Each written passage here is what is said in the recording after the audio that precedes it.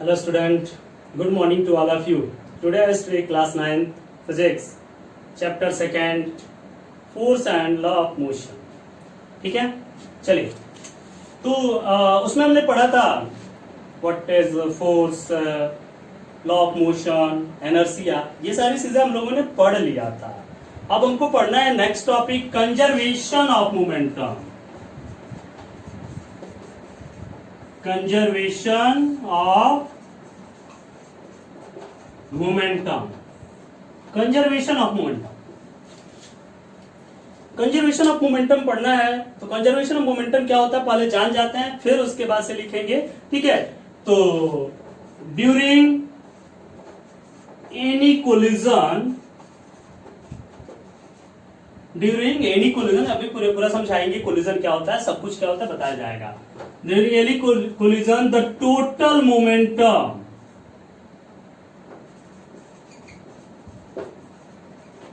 the total momentum before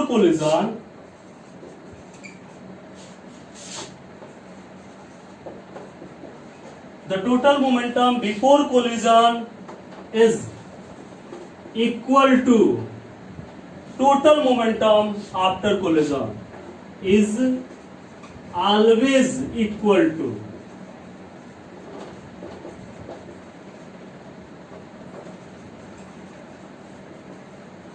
total momentum after collision. ठीक है, यानी मोमेंटम हमेशा क्या रहता है, इसका मतलब मोमेंटम जो होता है वो कंजर्व्ड होता है. अच्छा, मोमेंटम आपको बताया था मैंने, P equal to M into V, mass into velocity, ये मोमेंटम होता है. तो कह रहे हैं conservation of momentum during any collision the total momentum before collision is always equal to total momentum after collision. तो कोलिजन क्या होता है? कोलिजन मतलब क्या है, जब एक ऑब्जेक्ट दूसरे ऑब्जेक्ट से क्या करता है, कोलाइड करता है, टक्कर करता है, संघर्ष. ठीक है, तो ये टक्कर कितने समय के लिए होता है? एक गाड़ी दूसरे गाड़ी से जाकर टकराई, कितने समय के लिए टकराई? Very short interval of time, बहुत कम समय के लिए टकराती है. ठीक है, उससे ज्यादा समय के लिए कोलिजन नहीं करती, very short interval of time. ये नहीं ना है कि कोई गाड़ी एक दूसरे से टकराई और 5 मिनट तक टकराती ही रहेगी, ऐसा नहीं होता है. 1 सेकंड 2 सेकंड ऐसी टाइम होता है. ठीक है, चलिए, यानी अब मान लेते हैं कि 2 बॉडीज है, ये देखिए, ये 2 बॉडीज है, इसका नाम ए रखते हैं, इसका नाम बी रखते हैं, ए बी. ठीक है, चलिए मान लेते हैं इसकी इनिशियल वेलोसिटी u1 है, इसकी इनिशियल वेलोसिटी क्या है, u2 है. ये देखिए दोनों यहां पर टकरा रही हैं, ये देखिए. ठीक, और टकराने के बाद ये देखिए भाग रही हैं. ये इसकी वेलोसिटी v1 हो गई, इसकी वेलोसिटी क्या हो गई, v2 हो गई. ठीक है, v1 v2, ये a था b, ये a b a. ठीक, ये क्या है, बिफोर कोलिजन,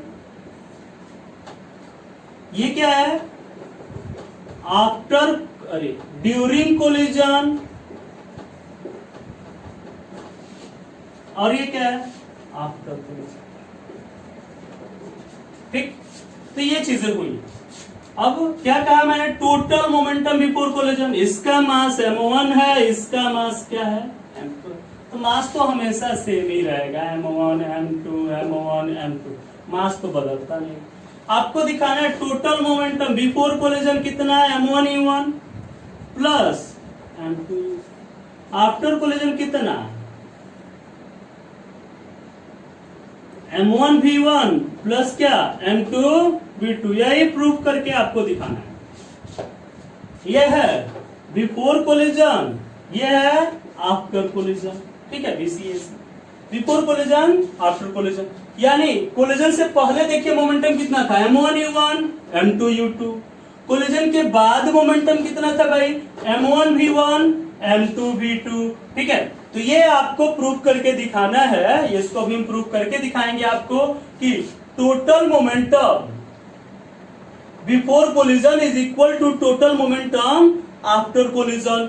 यानी दोनों आपस में क्या है, बराबर होते हैं. तो बिफोर कोलिजन के लिए हम देखा इसका मास m1 है, u1 m2 u2, तो m1 u1 प्लस क्या, m2 u2. ठीक है, यहां पर चाहे तो लेट कर सकते हैं. Late us consider two ball of mass m1 and m2. Two ball of mass m1 and m2 are travel in same straight line, are travel in same straight line with velocity u1 and u2, with velocity u1 and u2. ठीक है, कैसे u1 and u2 से move कर रही है? With initial velocity. Initial velocity u1 और u2 क्या है? u1 is greater than u2 है. u1 u2 से ग्रेटर नहीं होगा तो ये टकराएगा ही नहीं. जब इसकी मान लो कि स्पीड 40 है और इसकी 40 से अधिक होगी तभी जाके टकराएगा. इसकी 40 से अगर कम होगी तो आप पहुंचेगा ही नहीं, अब पहुंचेगा नहीं तो टकराएगा नहीं. ठीक है, तो let us consider two ball of mass m1 and m2 are travel in same line, straight line, with initial velocity u1 and u2, u1 greater than u2. After collision its speed भी v1 and v2. Collision के बाद इसकी speed क्या हो जा रही है? v1 और v2 हो जा रही है. ठीक है, तो दो बॉडीज थे जिनके मास m1 m2 थे, कोलिजन हुआ, उसके बाद ये क्या हो गया? इसकी स्पीड बदल गई, बदल करके क्या होगी? v1 v2 होगी. किसी की बढ़ जाएगी, किसी की कम हो जाएगी, चेंज हो जाएगी. ठीक है, अब ये देखिए, इस पर फोर्स लगेगा इधर FAB, इस पर इधर की तरफ लगेगा FB. पहला बॉडी दूसरे पर फोर्स लगाया, दूसरा बॉडी पहले पर फोर्स लगाएगा, क्योंकि आप जानते हैं जब टक्कर करेगा तो दोनों बॉडी एक दूसरे पर क्या करेंगे? अपोजिट डायरेक्शन में क्या करेंगे? फोर्स. ये इधर इसको हटाएगा, इधर हटाएगा, एक दूसरे की तरफ फोर्स लगाएंगे. ठीक है, जिसकी वजह से इसकी स्पीड कम हो जाएगी, इसकी स्पीड क्या हो जाएगी? बढ़ जाएगी. ठीक, तो ये चीजें होती हैं. तो ये हमको दिखाना है बिफोर कोलिजन और आफ्टर कोलिजन का मोमेंटम क्या है? सेम है. m1 u1 plus m2 u2 equal to m1 v1 plus m2 v2. ठीक है, पहले इसको करिए, फिर अभी हम बताते हैं आपको. ठीक है, चलिए इसको प्रूफ कर लिया जाए. मैं तो आप कहेंगे कि बिना प्रूफ किए बता देते हैं सर, क्या करते हैं?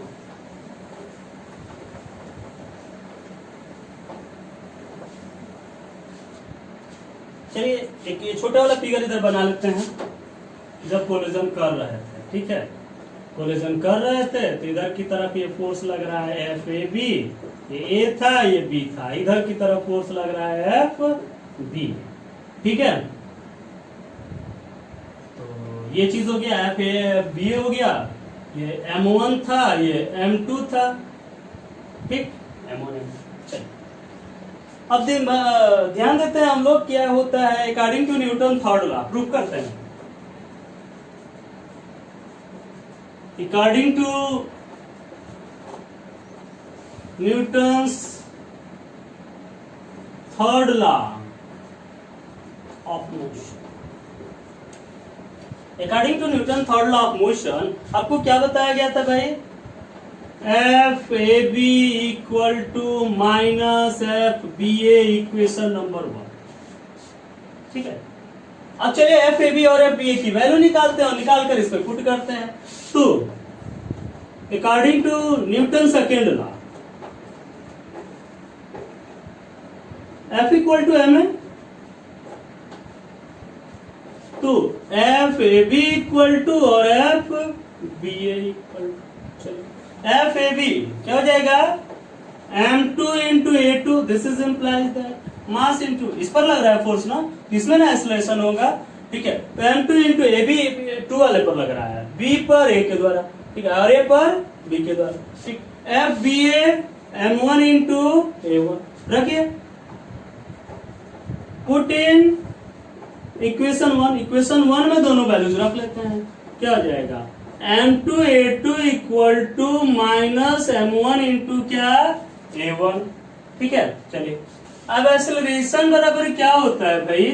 A बराबर होता है v minus u upon T. Time तो A1 A2 दोनों के लिए सेम होगा, क्योंकि ये थोड़ा ना है कि टकराया तो एक फिक्स्ड टाइम के लिए टकराता है. शॉर्ट इंटरवल ऑफ टाइम अभी आपको बताया था, very short interval of time. तो बहुत शॉर्ट इंटरवल ऑफ टाइम के लिए टकरा रहा है। इसका मतलब m2 into A2 equal to minus M1 into A1 हुआ। चलो, तो ये M2 A2 दूसरे बॉडी की इनिशियल वेलोसिटी क्या थी? U2 थी। फाइनल क्या थी? V2 थी। पहले की क्या थी? U1 थी। तो क्या हो जाएगा? Final minus initial V2 minus U2 upon T equal to minus M1 V1 minus U1 upon क्या? T final minus initial. ये देखिए T से T क्या हो गया? कैंसिल हो गया। मल्टीप्लाई करते हैं, ब्रैकेट तोड़ते हैं। M2 into V2 minus M2 into U2 equal to minus M1 into V1, minus minus क्या हो गया? प्लस M1 इंटू क्या? क्या हो जाएगा? इसको इधर लाते हैं, उसको इधर लेकर जाते हैं U2 वाले को, तो क्या हो जाएगा? ये यही लिख देते हैं। चलो यहाँ पे M1 U1 इधर गया तो क्या हो जाएगा? ये plus M2 U2 equal to M2 V2, M1 V1 इधर आया तो क्या हो गया? Plus M1 V1। ये देखो प्रूफ हो गया। And total momentum of a system is conserve. Total momentum किसी सिस्टम का क्या होता है? कंजर्व होता है। Momentum before collision equal to momentum after collision. Momentum before collision equal to momentum after collision. ठीक है, ये आपस में क्या हो गया? इक्वल हो गया। क्या किया मैंने? तो according to Newton's third law of motion FAB equal to minus FBA। Every action is called equal and opposite reaction. प्रत्येक क्रिया के बराबर और विपरीत दिशा में क्या लगता है? प्रतिक्रिया बल लगती है। ठीक है, FAB equal to minus FBA। According to Newton second law F equal to MA, FAB equal to M2A2 और FBA इक्वल टू M1A1। ठीक, put in equation 1 M2A2 equal to minus M1A1। ये बराबर होता है V minus U upon T। V minus U upon T रखे, T से T cancel हो गया, फिर इसको मल्टीप्लाई किए, आ गया M1U1 plus M2U2 equal to M2V2 plus M1V1। Serial wise लिख लीजिए इसको, M1V1 प्लस M2V2। ठीक है, तो ये एकदम सीरियल वाइज हो गया। Momentum before collision equal to momentum after collision. ठीक है, इसको आप प्रूफ करिए। ये इसकी प्रूफिंग थी, आप इसको प्रूफ करेंगे।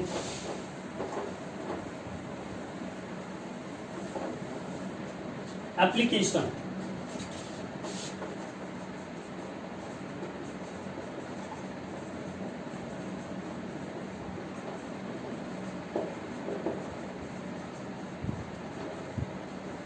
Application of conservation of momentum.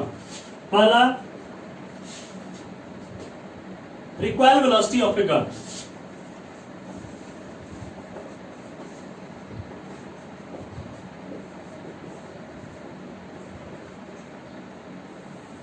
Required velocity of a gun, मान लेते हैं एक गन लेते हैं। ठीक है,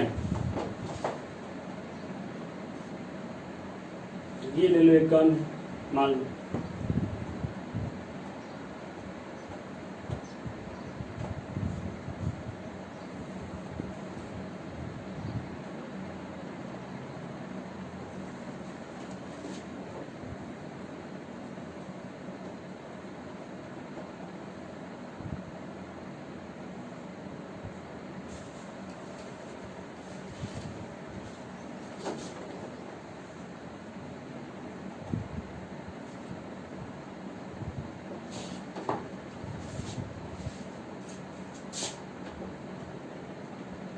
ऐसे बना दिए हैं। ठीक है, देखिए ये वह कोई गन लेते हैं,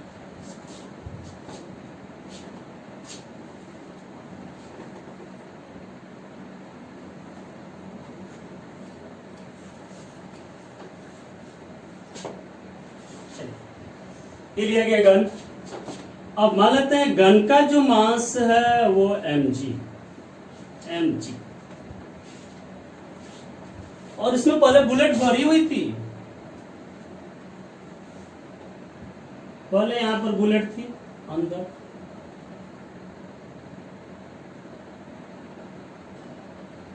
ये बुलेट, ठीक है। अब यहाँ पर ये बाहर बुलेट निकली,